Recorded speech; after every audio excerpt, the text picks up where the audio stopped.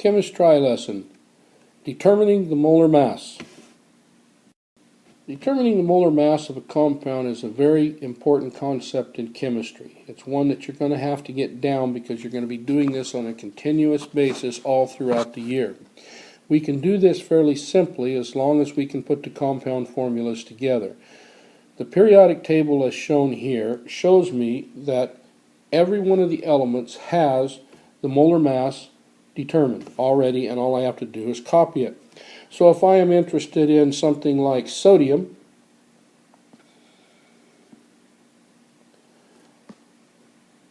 right here, as I can see that the molar mass of this is 22.99.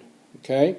If I'm going to add it, say I wanted to add it to like fluorine over here, it has 19 grams per mole. Because remember, the amount that it shows here on the bottom of each one of these, like let's take a look at gold. Okay, remember, if I'm talking one atom, then that weight is in atomic mass units. However, if I'm talking 1 mole of atoms, which is what we normally deal with in chemistry, then that is going to be in grams. So as we see here in gold, there's 197 grams in every mole of atoms. And remember, a mole of atoms is what? 6.02 times 10 to the 23rd. Okay? So for us to be able to figure this out, all we have to have is a periodic. The one that we use in class looks like this.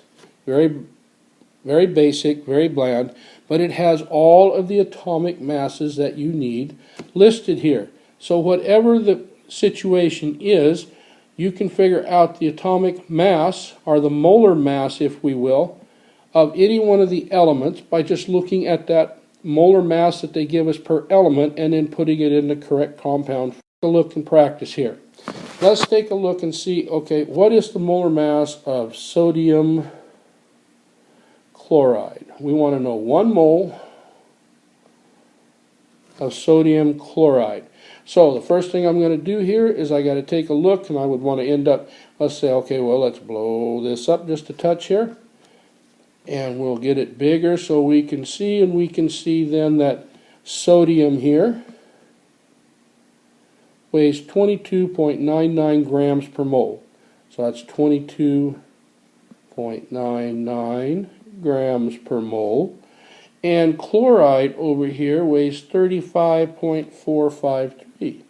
35.453 grams per mole. So then when I add that, I would get 57, and you end up with about 58 and 3.4 grams per mole. Okay, so I'm not going to go into the final details, but that's, close enough right there that you can figure out the mass of 1 mole of sodium chloride.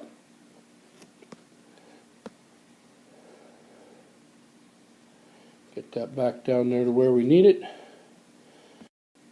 Now, let's practice a tougher one, okay? I'm going to say that I want you to determine what is the mass of 1 mole, okay? 1 mole of magnesium phosphate. Now this is why I said, you need to be able to see or determine by yourself, which you will later in chemistry, determine by yourself how to get the correct compound formula. I'm going to give it to you here. So I'm going to say you've got magnesium phosphate.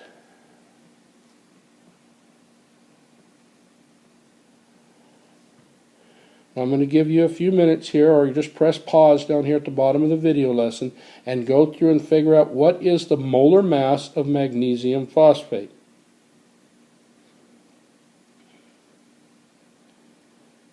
Now you should have been able to say, okay, I've got magnesium,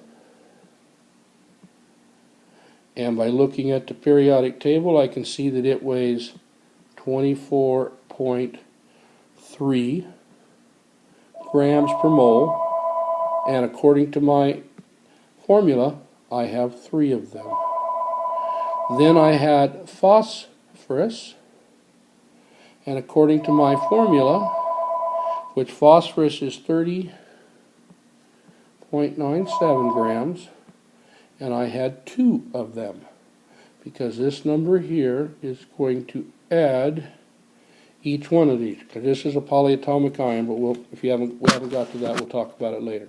Okay, and then I had oxygen, which is 16 grams per mole, and there's 4 for each one, but I got 2 of them, so that is times 8 of them. So then I would do my math: 16 times 8, 30.97 times 2, 24.3 times 3. Go ahead and add all those up, and you should have come up with 262.82 grams per mole. Okay? Extremely important that you learn this skill. So go over this video as many times as you need, practice it, come in and ask questions, but you need to master this skill to be able to get through this class. Remember, chemists try. Never, ever, ever give up, and stay gritty.